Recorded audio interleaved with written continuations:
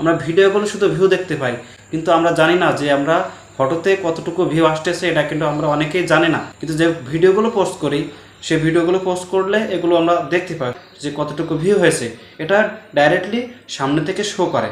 কিন্তু একটা ফটো যখন পোস্ট করা হয়, ফটোর নিচে কিন্তু দেখা যায় না যে কতটুকু ভিউ হয়েছে।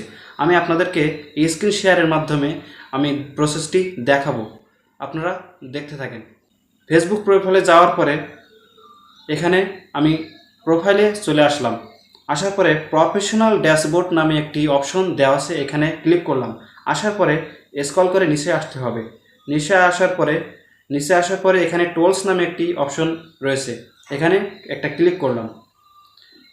করার পরে এখানে নিচে চলে আসলাম। স্ক্রল করতে করতে এখানে লেখা আছে যে কন্টেন্ট লাইব্রেরি, এখানে একটা ক্লিক করলাম।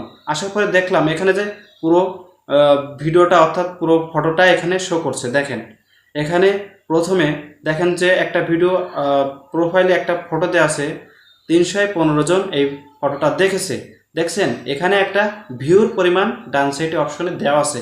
আচ্ছা, নিচেও এগুলো ফটো। আর তারপরে যেটা আসছে রিলস, এখানে নাম্বার 3 একটা রিলস দেওয়া আছে। এটা ভিউ অবশ্যই আপনার যে ভিডিওগুলো পোস্ট করবেন এই ভিডিওগুলো আপনার সামনে থেকে আপনি দেখতে পাবেন, অর্থাৎ আপনার যখন কেউ যদি দেখে তাহলে আপনার ভিউটা দেখতে পাবে, অর্থাৎ আপনি নিজেও কতটুকু ভিউ আছে এটা দেখতে পাবেন।